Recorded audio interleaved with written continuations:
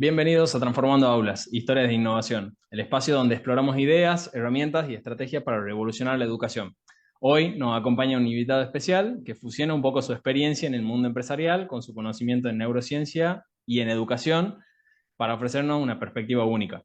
Estamos con José Luis Rebá, coach certificado, especialista en neurociencia aplicada a la educación y experto en comunicación, y con un montón de otras cosas dentro de su currículum, más de 30 años de experiencia como profesor en la universidad, etcétera. José Luis, un honor tenerte aquí. ¿Cómo estás? Bien, bien, gracias. No, no, el honor es mío, te agradezco. Y bueno, lo de 30 años es un golpe también, de alguna manera, pues muestra que el tiempo pasa y nos vamos poniendo viejos, como dice la canción. Sí, pero tengo un amigo que me decía, viejo es aquel que no tiene un objetivo, que no tiene un propósito. Ujú. Entonces, yo creo que el volverse viejo es subjetivo. O sea, podemos empezar por ese lado también. Depende Sí, sí, mucho sí, de... sí. Mira, hay un concepto que yo escuché, creo de Manuel Puig, y que me parece que lo compro, que uno no es viejo, sino que tiene un montón de juventud acumulada, ¿no? Entonces tiene Claro, años de juventud acumulada. exactamente, exactamente.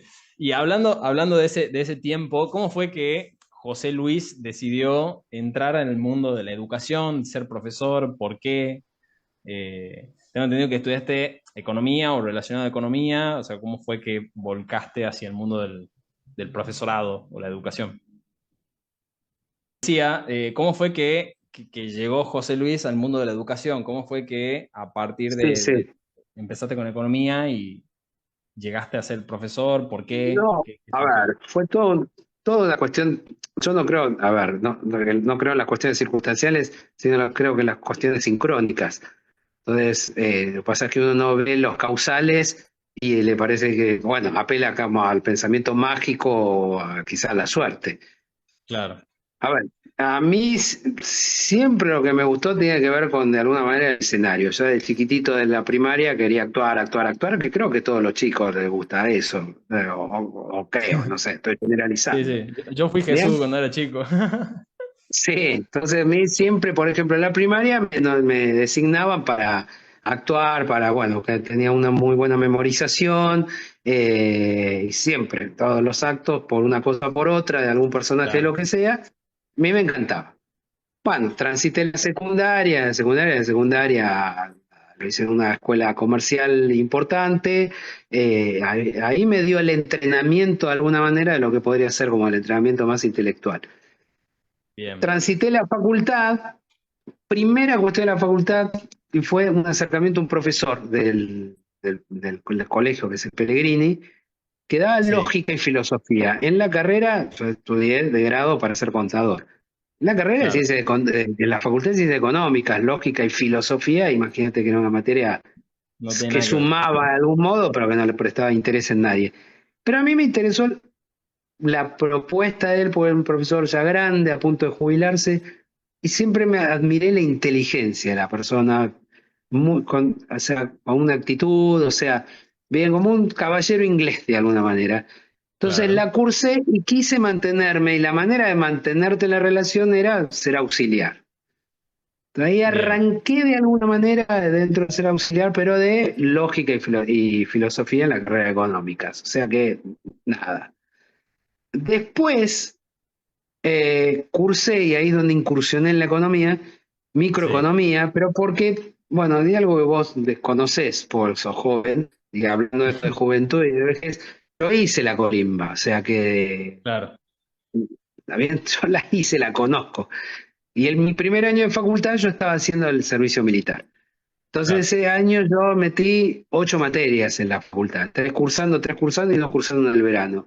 Una de esas materias en el verano fue Economía uno, pero que me la dieron a estudiar de un libro de microeconomía. Dieron todo microeconomía. Cuando curso más Claro. adelante microeconomía era el mismo libro. Entonces yo ya me los conocía de izquierda a derecha, de Claro, derecha a izquierda, de arriba hacia abajo y de abajo hacia arriba. En una propuesta de una cátedra muy abierta, inclusive en la participación, y ahí es donde de alguna manera ya me inicié en esta cuestión de una propuesta alternativa en lo que era la formación. bien. Ahí vi esta cosa de la propuesta de un trabajo, que le pasan el fin de semana haciendo un trabajo y todo lo demás.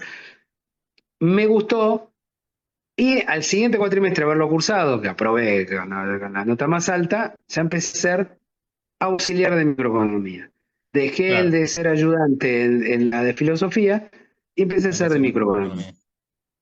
Y lo tuve, armamos un equipo y ahí lo tuve. La deriva de las cosas hizo que, bueno, al titular de cátedra, que fue decano de la facultad Sí, en su momento, ya se jubilara. claro, Quien era el encargado, se fue a vivir al sur.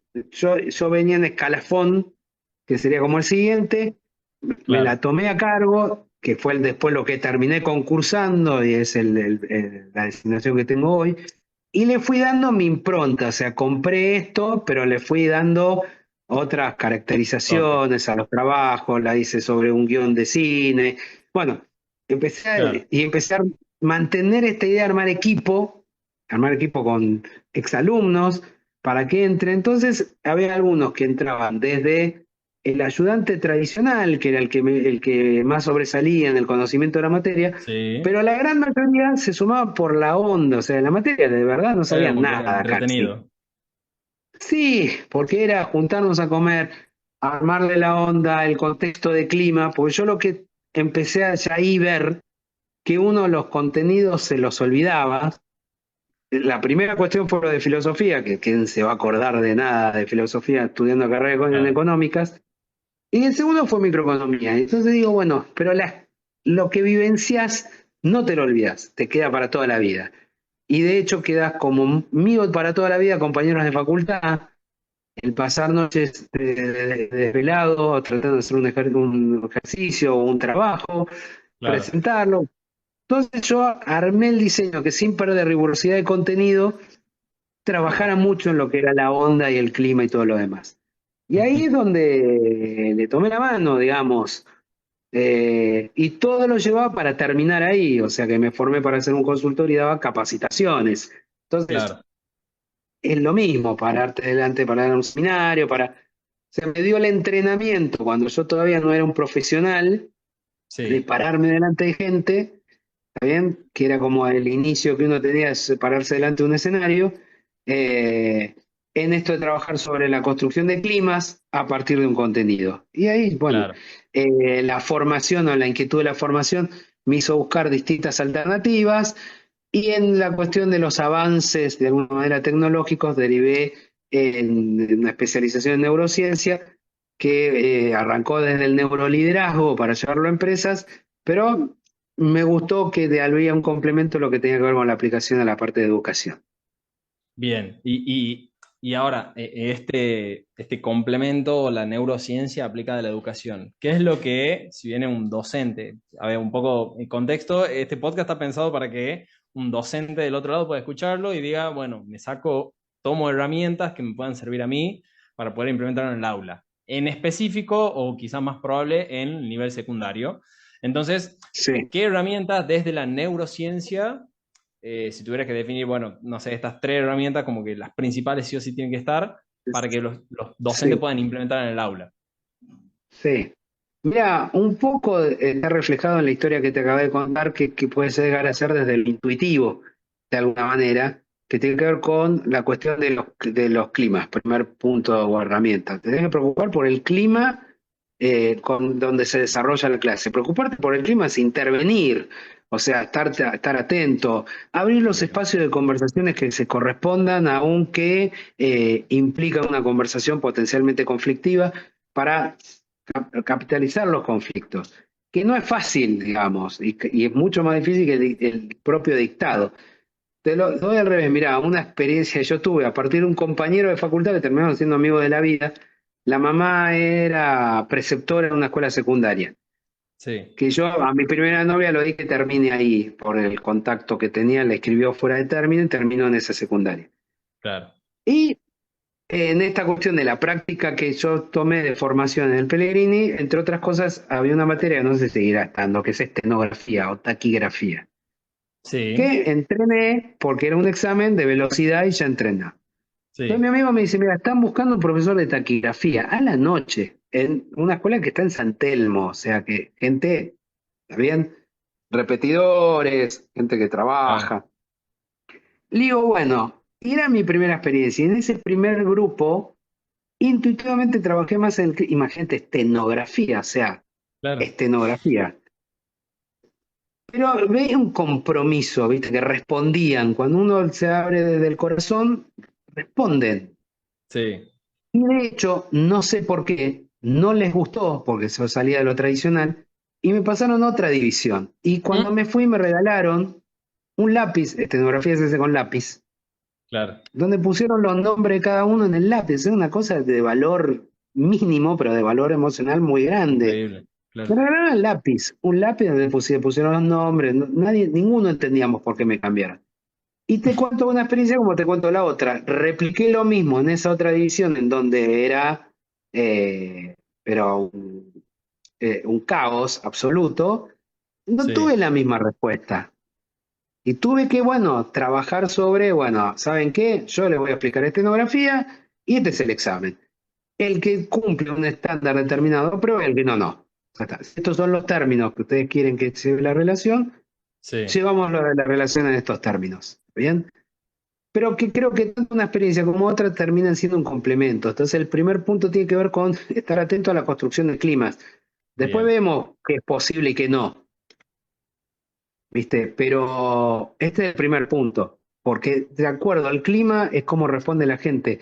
La primera Claro. división no tenía reprobados, pero no porque le regalé la nota, porque se comprometieron a estudiar.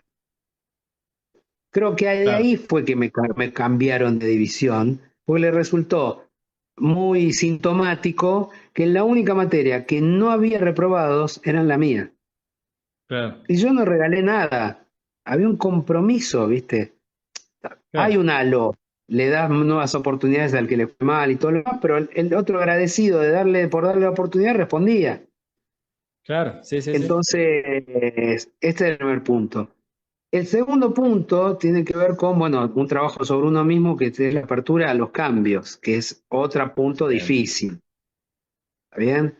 Los cambios Sí, sí. tienen que ver con esta cuestión de la propuesta metodológica referida a los contenidos, porque, por ejemplo, si es historia, la historia no cambió, es la misma de siempre, pero la forma de dar Sí. y ahí vamos, lo relacionamos con el punto anterior. Estos cambios metodológicos tienen que Mm, redundar en un buen clima. claro. Entonces, es preguntarse qué es lo que los atrae. ¿Está bien? ¿Y cómo puedo articular y llevar los nuevos desarrollos, como puede ser el ChatGPT, por ejemplo, cómo lo puedo capitalizar? Porque ahora mandar a investigar información casi como que atrasa. ¿Está No, bien? hoy directamente vas con ChatGPT y le decís, bueno, quiero que seas o que me conteste como si fuera Albert Einstein y empezar a preguntarle cosas como si fuera Albert Einstein. Bueno, entonces ahí tenés una oportunidad, porque acá hay algo que tiene que ver con la educación y los saltos tecnológicos y el desarrollo de la neurociencia, todo está vinculado. Si yo le digo ya hoy en día al chat GPT, explícame la multiplicación, Sí, me la explica. Entonces yo le digo, mira, no te entendí, explícamela como que más básico para entenderla. Me la va a explicar más básico. Y yo le digo, no, no, no, no te entendí, explícamela más básico todavía, dame ejemplos puntuales, me la va a volver a hacer. Y si le vuelvo a decir que no entiendo, me la va a volver a explicar. Bien. claro. Entonces, ¿qué falta para que los profesores o maestros sean reemplazados por un robot donde pones una unidad de procesamiento, le cargas el chat GPT, lo seteas respecto de la clase? Porque, por Bien. ejemplo, le pregunté 20 veces y las 20 veces me respondió, y un profesor promedio le pregunta 20 veces y a las 5 ya está harto y pierde la paciencia. Entonces, ¿qué es lo que podemos hacer para evitar llegar a eso? Porque la posibilidad del salto tecnológico a eso ya está. Es Claro, una cuestión de presupuesto, no de tecnología. Pues la tecnología ya está.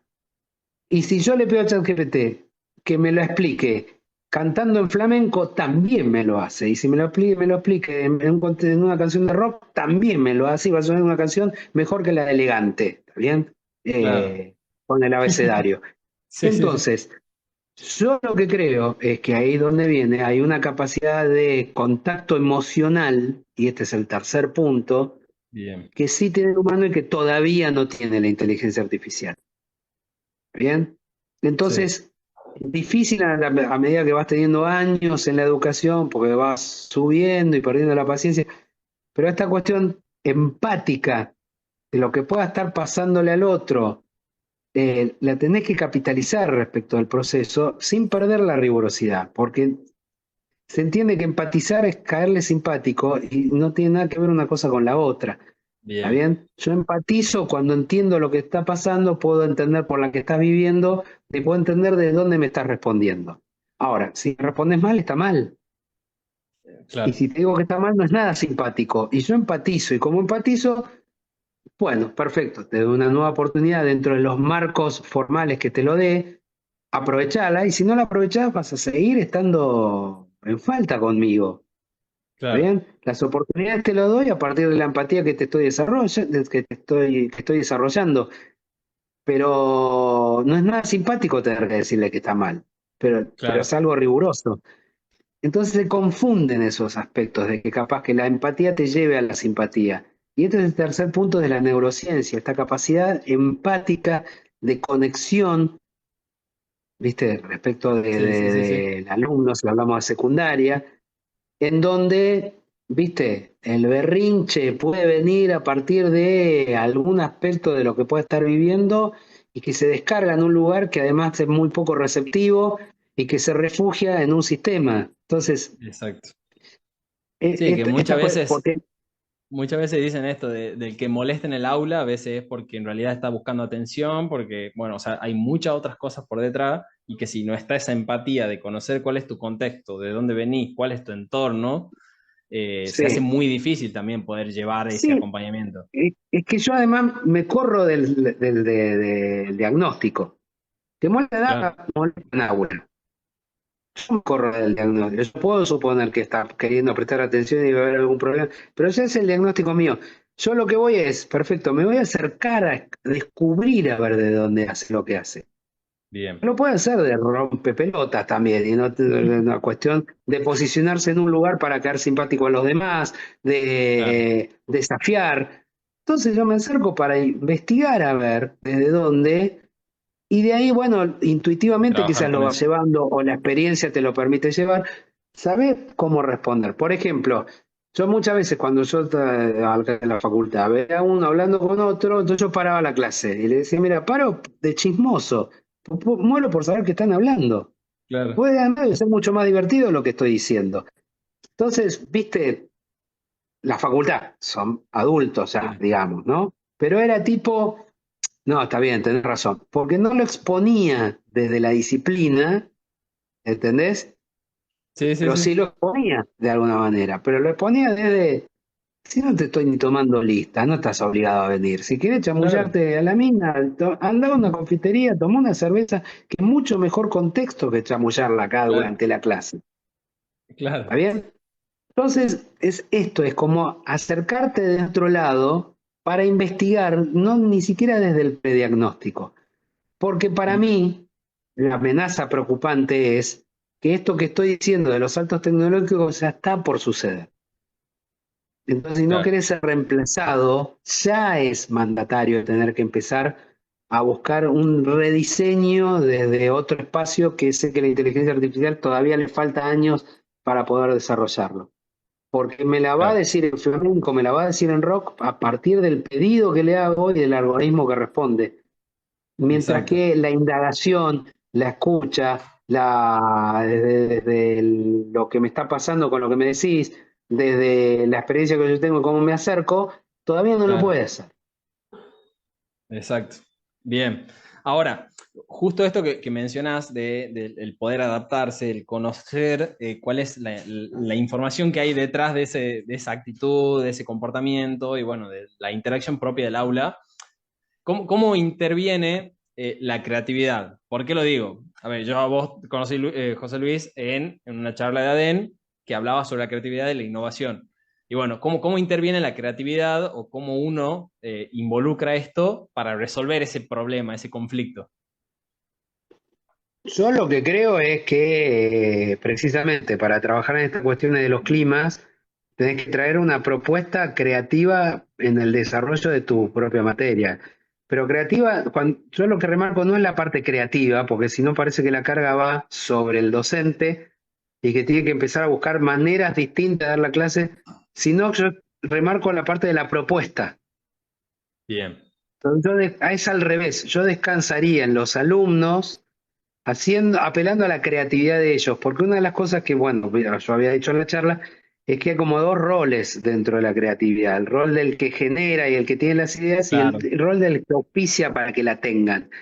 Entonces yo creo que el docente tiene que ser un propiciador de ideas creativas. exacto. Entonces, a ver, mostrame de una manera creativa, no sé, si sigo con historia, la descripción de la historia desde o lo que sea. O, por ejemplo, una manera creativa que puede ser disruptiva, que no caiga en el lugar común de viene uno disfrazado de granadero y habla de San Martín.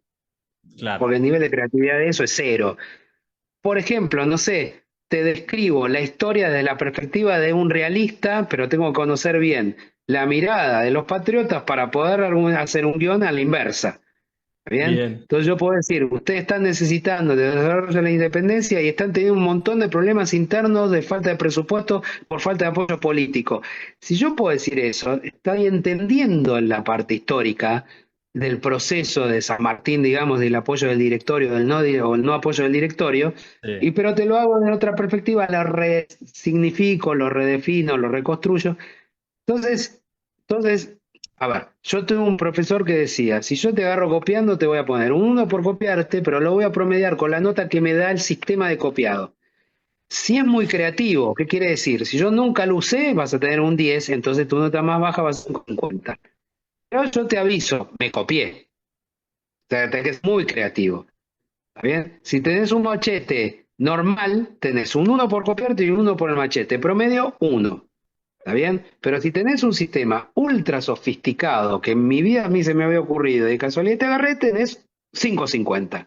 ¿Bien? claro, Entonces, acá te evalúo el contenido y el diseño.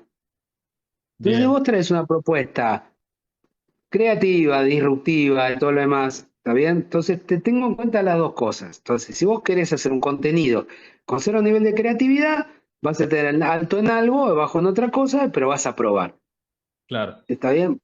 A ver, te Sí, doy sí, otro ejemplo. Yo daba los trabajos en la facultad para que lo hicieran y después tenían un oral para diferenciar quién hacía qué, digamos. ¿Está bien? Pues yo les decía, sé que presento un trabajo y son todos los mismos. Y en los grupos, uno o dos labura y los otros están sirviendo mate, pelotudeando por ahí, todo lo sí, demás. ¿Bien? Entonces viene el oral. El que laburó, el oral lo va a probar. Y el que no, va a tener que estudiar. Entonces, un claro, día, a instancia de uno de los de mi equipo, dijimos, ¿por qué no aumentamos la exposición del azar en lo que tiene que ver con los exámenes? Porque vos te sentás y hay algo de azar, que es la bolilla que te toca, claro, ¿está bien? Entonces hicimos un juego de la oca, donde tenían que tirar un dado. Entonces había una cantidad de casillas que eran preguntas de la vida, otra de cultura general y otra de microeconomía, que era la materia que yo daba. claro, Entonces vos tenías dos opciones. Podías tener el oral normal de microeconomía o jugar al juego de la boca. ¿Está bien? bien, Elegí. Son tres tiradas de dado. Puede pasarte que apruebes con tres preguntas de cultura general o que repruebes con tres preguntas de cultura general. Este es sí, tu riesgo. La mayoría entraba al juego de la boca y qué sé yo, entonces tiraban, ¿viste? Entonces, de hecho hubo uno que era un de origen vasco y me acuerdo que me decía, no, yo sigo, dale.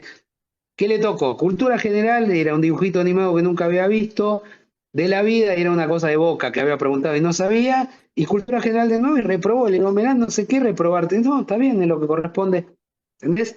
claro, Entonces, esa propuesta, con la posibilidad de dar el oral normal, y es más, había más casilleros de preguntas de microeconomía que de la cultura general, pero como es azar, el sí, dado cae en el número que cae, ¿viste? Como había dos que decía, tiene aprobada una pregunta sin preguntar, que había ahí, tenía que caer justo. Entonces yo claro, hice por probabilidad y distribuí de acuerdo a probabilidad, pero podía pasar. Entonces, ¿entendés?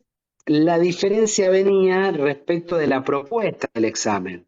claro. Entonces, a Más ver, hay digerible un también. porcentaje de gente que entendía, un porcentaje de gente que no, un porcentaje de gente que venía a especular a comer a la pizzería el viernes a la noche, Y bueno, Claro, yo me encargaba de que Néstor, por ejemplo, venía y me hablaba de la materia, yo iba de acá en la materia no quiero hablar, estoy en la pizzería, estoy comiendo la pizza, hablemos de Boca, hablemos de lo que sea, pero no, ¿cómo? Viste, nada, o sea, cuando ves que venís a especular y no, yo me estoy dando cuenta, la vergüenza propia lo sacaba, claro.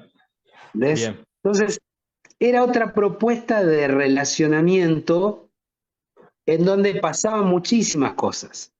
Entonces acá es donde viene el asunto, o sea, la creatividad tiene que ver con desarrollar, hacer unas propuestas para el desarrollo creativo que vos tenés ahí adelante, porque la creatividad es en equipo. Entonces yo no puedo Mm. remitirme a mis ideas. Yo lo que puedo preocuparme es por qué estímulo soy para desarrollar la creatividad en la Eso me materia que yo interesa. estoy dictando con los que tengo ahí adelante. Bien, eso me interesa. Lo que decías que la creatividad es en equipo. ¿Por qué? O sea, no es que yo puedo ser solo creativo, sino que necesito de alguien más para que evalúe mi creatividad o cómo funciona. No, para que la complemente, porque vos necesitas, entre los grados de desarrollo que necesitas, flexibilidad. Y la flexibilidad es salir de vos mismo. Entonces necesitas un equipo diverso, con miradas diferentes, y darle espacio a esas miradas. Entonces, para vos aumentar la flexibilidad necesaria para la creatividad, necesitas un equipo, necesitas otros Exacto. con Sí, sí, miradas diferentes. a eso quería llegar. Que bueno, justo en la charla lo habías mencionado, esto de los 4 puntos para evaluar por ahí el desarrollo creativo. Tal Sí, cual. Que tiene que ver con la eh, fluidez, la flexibilidad, la orientación del objetivo y la originalidad. exactamente. Exactamente. Sí, sí. O Bien, sea, bien. que necesitas de los otros para trabajar esa flexibilidad. Y ahora, ¿cómo podemos, nos ubicamos? Yo soy un docente, ¿cómo hago para yo poder despertar cada uno de estos puntos en mi alumno? O sea, yo quiero que mi alumno sea más fluido, más flexible, que, o sea, no sé, ¿cómo puedo hacer eso? Es que normalmente esto es un entrenamiento, entonces como es un entrenamiento, tus propuestas tienen que sistematizar este tipo de cosas. Bien, entonces no sé, yo creo que los mejores pasos son las instancias de trabajo y de evaluación. ¿Está bien? Entonces, no sé, la fluidez tiene que ver con cantidad de opciones. Entonces yo puedo trabajar la fluidez en decirle, bueno, a ver, conociendo la situación, no sé si o con historia, porque tomé historia como ejemplo, pero conociendo la situación de Napoleón y sin tener el diario del lunes, que es bastante difícil, si usted hubiese sido un general de Napoleón, ¿qué 5 opciones diferentes entre sí daría para evitar perder en Waterloo? ¿Y por qué? Y ahí, bueno, que, viste, trabaje, no sé, cierto tipo de espacio en cuanto tiene que ver las alternativas. Si querés después estas alternativas, chequealas con las alternativas que te da el chat GPT y decime en la comparación que podés. Y ahí empiezo a elaborar y Bien, trabajar. ¿Está bien? Pero partiendo de una base que para poder hacerlo ya das por hecho de que saben. O por lo menos claro, le estás empujando a que descubran, a que investiguen, a que conozcan. Porque ¿qué propuesta puedo hacer si no entiendo ni siquiera qué corno es Waterloo, qué, a partir de qué ganaron? Entonces, los involucras desde otra motivación, digamos, que para mí es muy motivante la posibilidad de la creatividad. sí, eh, y entonces ahí le queda el registro, porque ahí es donde viene la parte de la neurociencia. El aprendizaje se da cuando hay un cambio biológico en el cerebro, cuando te queda el claro, registro. Entonces, vos la información que guardás, si te queda, si la aprendiste, hay un cambio físico en el cerebro. bien, Bien, entonces yo cómo puedo prodigar eso, no es dándole información que la tienen y una vez que la usaron ya la guardan, sino que le quede. Y lo que más queda tiene que ver con lo que las vivencias. ¿Está bien? Uno puede bien. olvidarse de lo que le dijo, Aprender haciendo, olvidarse pero lo que no se olvida es cómo me hiciste sentir. Entonces, por eso vuelvo al contexto emocional. claro, el No clima te puedes y el olvidar el contacto emocional. contenido, pero la diversión, el compartir, el de que pasamos juntos es inolvidable. ¿Bien? Claro, Entonces es sí, sí, sí, arrancar pensando cuál es el propósito cuando vos das clase. Para mí ese es el inicio de todo esto. ¿Para qué bien, das? ¿Para que quede el registro de qué? ¿De una definición, de un concepto, de una referencia histórica o de un aporte en el desarrollo personal de la persona? Y si es lo bien. tercero, ahí donde terminas en recurso de la creatividad. Me encanta esto porque es reversionar a esto de, ya no te doy un contenido, sino te estoy brindando una experiencia. Y un poco también se vuelca en el tal mundo cual. empresarial, ya que conoces también de ese lado, esto de brindar una experiencia. Yo sé que estamos medio corto de tiempo, vamos a cerrar con tres preguntitas y ya me encantaría que hagamos Dale, en otro momento una segunda parte, porque tengo un montón de preguntas ahí que no pude hacer. Pero dale. las últimas tres, un libro o recurso que recomiendes a los docentes, ya si querés hablando de la creatividad o de neurociencia.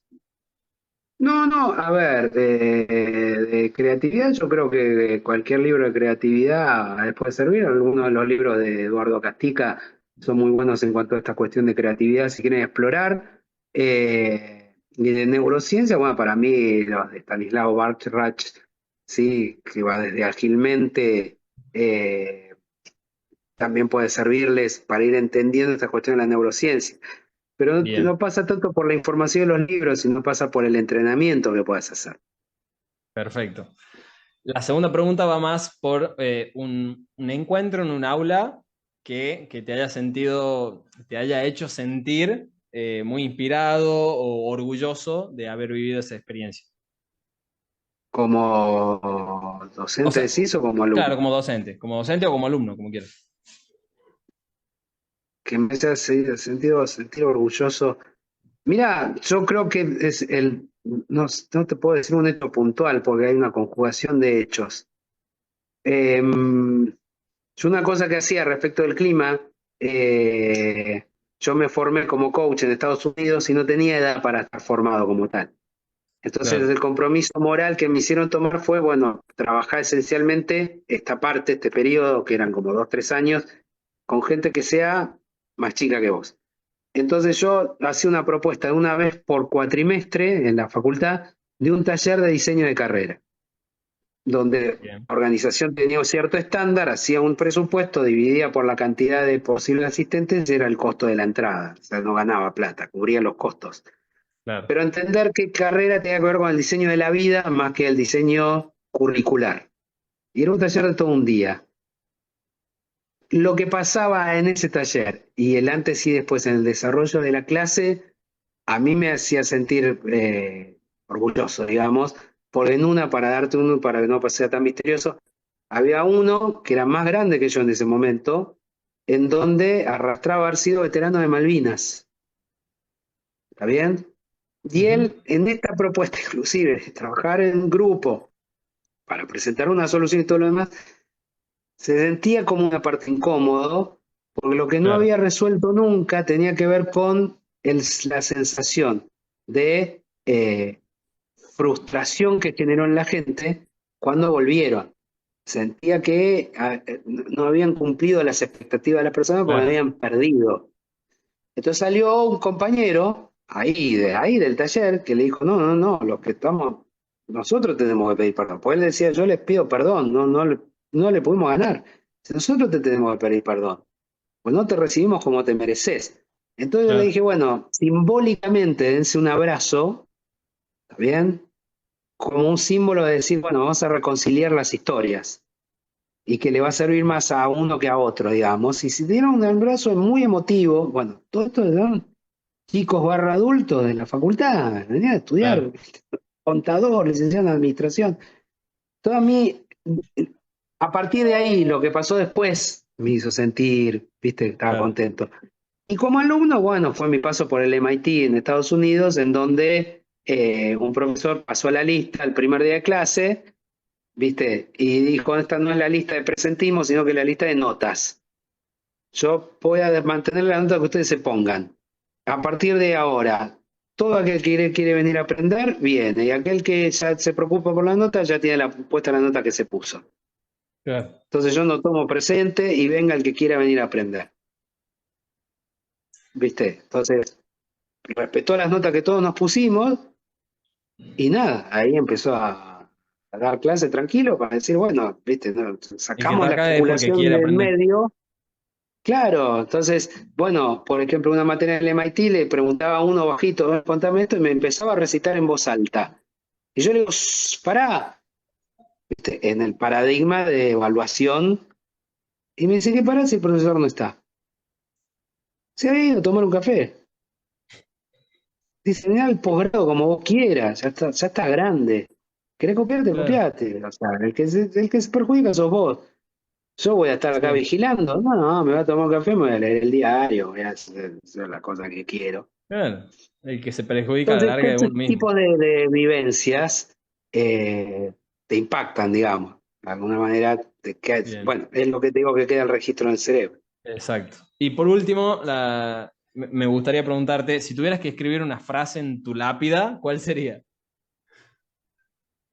Y a mí me gustaría que diga que ya hace alguien que marcó una diferencia en mi vida. ¿Bien? Bien, Que, bueno, que esa frase la ponga la mayor cantidad de gente posible, sea a partir de alguna frase, sea a partir de algo que les enseñé, sea a partir de algo que les propuse. Yo entiendo que el propósito que yo me contacto ya hace tiempo tiene que ver con eso, con darle, viste, un aporte a los que se van acercando por esta cuestión sincrónica de las cuestiones que, creo que coinciden que yo sea el docente de un curso, yo sea el capacitador de un curso, que venga a trabajar como coach tuyo o nada, tener una charla como esta. A mí me gustaría que claro. la gratitud venga desde ahí, que le agregué valor el habernos cruzado. Perfecto, perfecto. Bueno, muchísimas gracias, José Luis. Yo sé que, bueno, ya estamos Bueno, medio corto de Renzo, tiempo. Muchas gracias por haber nos participado contactamos de de este nuevo podcast. y seguimos en otra Estamos, oportunidad. Vos estamos en mandame el contacto. link. Muchas gracias, gente que Dale. está del otro lado. Denle me gusta, compartan, suscríbanse al canal y nos vemos en un próximo episodio. Gracias, Nondini, por auspiciar el episodio. Chau, chau.